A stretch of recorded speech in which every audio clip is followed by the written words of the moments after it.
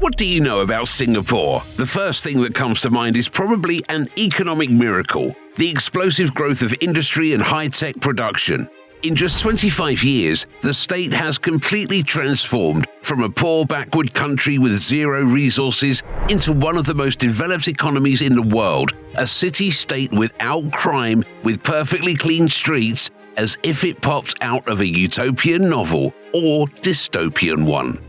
In this new episode of How It Was, we will talk about the Singapore economic miracle. You will learn how the country's authorities in just 25 years managed to create an industry from scratch, destroy the local mafia, force all citizens to learn English and obey the law unquestioningly, even if this law requires giving up chewing gum. And most importantly, you'll learn at what cost the ideal city was created. But first, subscribe to our channel so you don't miss any new episodes. Singapore is a city-state in Southeast Asia. It occupies several dozen islands separated by a narrow strait from Malaysia. The country covers an area of less than 730 square kilometers. Compare it with the territory of Kiev, which is 839 kilometers squared. The history of Singapore can be divided into three periods. The first one lasted from ancient times to 1819. For several centuries, Singapore was divided among the dynasties from what is now modern Malaysia and Indonesia. For a while, the small island territory acquired an important commercial status as an international port appeared. But after it had been burnt down by the Portuguese in the early 17th century, Singapore was forgotten for a long time. The second period is associated with the rule of the British Empire. In 1819, the East India Trading Company built a port on the islands and named it Singapore. The future Prime Minister of the country will remark that at the time it was a fishing village with 120 inhabitants who lived from gathering, fishing and piracy. Soon, Singapore became part of the British colony, Straits Settlements. The British actively invested in the infrastructure of the new colony by building railways, overpasses that connected the islands with the continent, creating educational institutions and increasing the trade turnover. The British period lasted until the middle of the 20th century. During World War II, Singapore was occupied by Japan. After the war, the colony disintegrated and in 1959, Singapore gained independence. At first, the new authorities tried to merge with ethically and culturally close Malaysia. The United States existed for several years, but then Singapore separated and became an independent country. What could the new country boast of after gaining sovereignty? Virtually nothing. Singapore had neither fossil fuels nor highly skilled population, army, or industry. Even good drinking water wasn't available. It had to be imported. What it had was crime, unemployment, slums, and the threat of annexation from its neighbors. Everything changed when Lee Kuan Yew became Prime Minister and led the country from 1959 to 1990. He set an ambitious task to achieve perfection, but an ideal state needed ideal citizens. Therefore, the development of high-tech manufacturing in Singapore went hand in hand with the forming of new and unique people. First Prime Minister of the Republic of Singapore, 1959 to 1990. Education, London School of Economics and Political Science, Fitzwilliam College at Cambridge University. Profession, lawyer. Role models, Winston Churchill, Charles de Gaulle, Mao Zedong, Deng Xiaoping. Governance principle. Excellence is the key word of Singapore's recipe for survival in this harsh world. In the middle of the 20th century, Singapore was home to a diverse ethnic, cultural and religious population, the Chinese, Malaysians, Indians and Indonesians. To begin with, Lee Kuan Yew decided to unite such a Babylon by the most apparent social cement, a language. Lee Kuan Yew himself belonged, in his own words, to the bourgeois people with an English education. He was born to an English-speaking Singaporean family, his parents were of different Chinese nationalities, and English became the common language for them. Many years later, after he received a brilliant European education and became head of Singapore, he would make English one of the state languages and make every Singaporean learn it. The transition to English as a common language was not abrupt. The Prime Minister believed that the reform would lead to rebellion. Therefore, the international language of communication was introduced gradually, and at the same time teaching in native languages was being promoted. These changes took 30 years, and as a result, English replaced Chinese as the language of study at Singapore's universities. At the same time, the Prime Minister believed that erasing ethnic, linguistic, and cultural differences would be a bad plan. People would resist such policies and ethnic differences will only increase. In addition, Lee Kuan Yew was convinced that fanatics, extremists, and chauvinists are made from people who know only one language. That's why he wanted to build a strong, united nation on the basis of traditions and centuries-old wisdom of different peoples. Lee Kuan Yew was wary of only one culture, Islamic. The Prime Minister was worried about the growing isolation of the Muslim community. Another big problem, he believed, was that Muslims aren't able to live in a society without restrictions. They can't accept food from a neighbor or enter into a mixed marriage. The Singaporean authorities are trying to fight with manifestations of Islam, which clearly distinguishes its adherents from the rest of Singaporeans. For example, it's forbidden to wear hijabs in schools and also the workplace in many fields.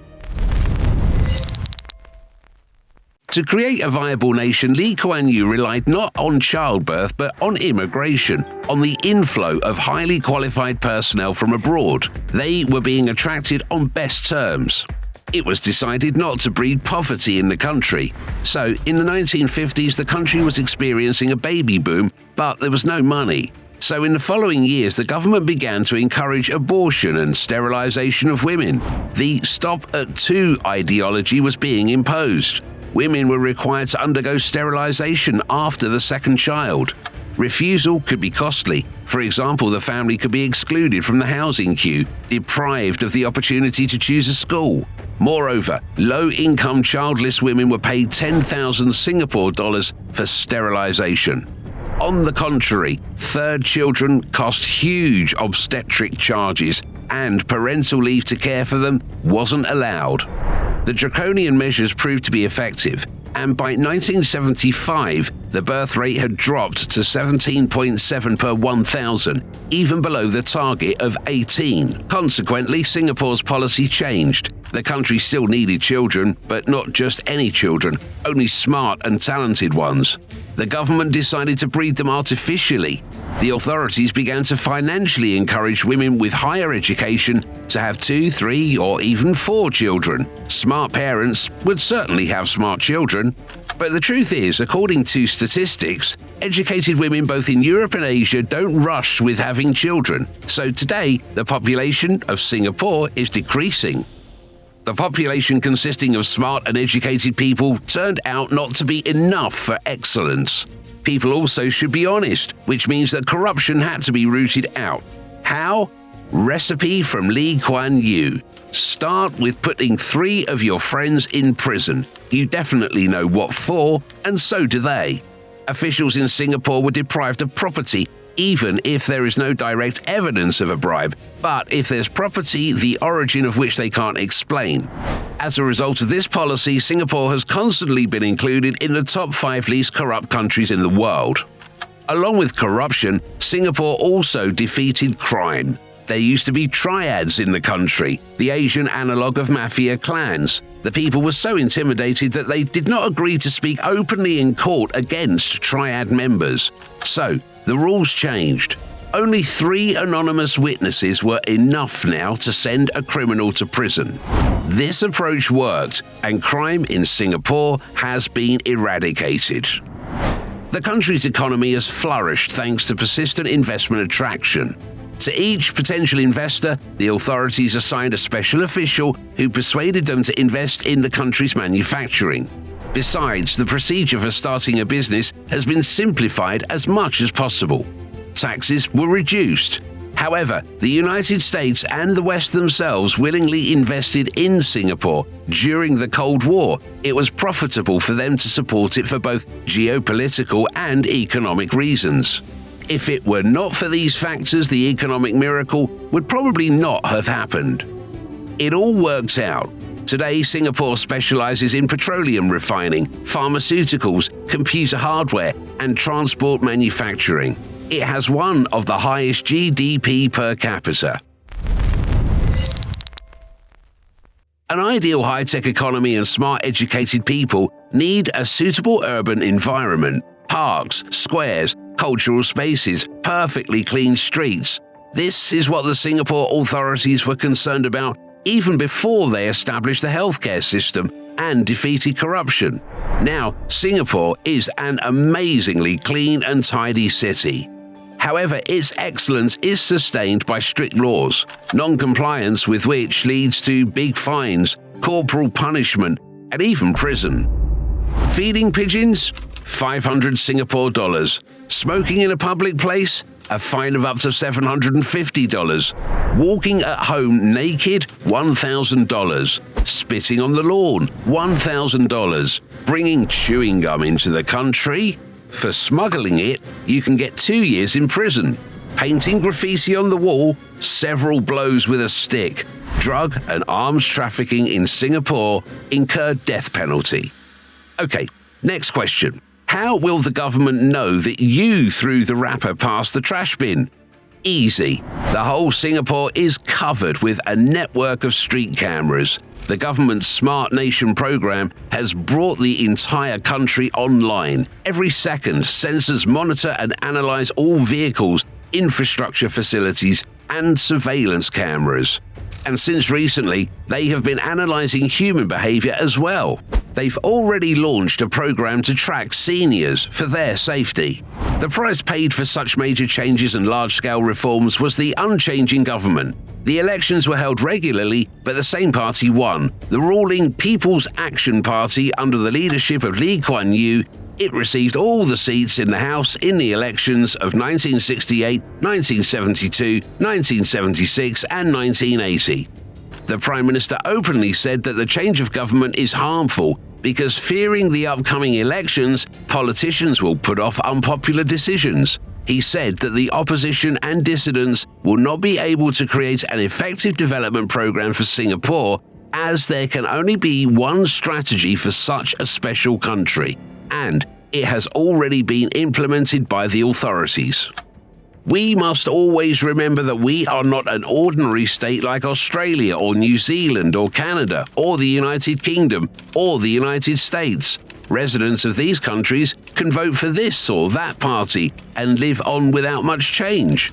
But as soon as we afford this, it will destroy us. There is no other party that can govern Singapore the way it is done today, said Lee Kuan Yew. Lee Kuan Yew headed the government for 30 years, and until his death he controlled the successor, his son Lee Hsien Loong. The Prime Minister explained the absence of political competitors by the fact that the ruling party has already found and integrated all the best cadres that could lead political opposition. Singapore's authorities managed to make an incredible economic leap. In just 25 years, they turned a tiny piece of land into an impeccable mechanism where all the cogs work perfectly. But this wasn't achieved by quite a democratic means. As Lee Kuan Yew himself said, the habit of acting by force gets stronger over the years. In my opinion, it's like making love. The second time is always easier. The first time, embarrassment and guilt can get in the way. But once you embark on the path of violence and take it again and again, you are carried further and further away by the attack itself, and you start enjoying the process. Was the price Singaporeans paid for their prosperity worth it? What do you think? Don't forget to like this video and subscribe to our channel to enjoy new episodes of How It Was.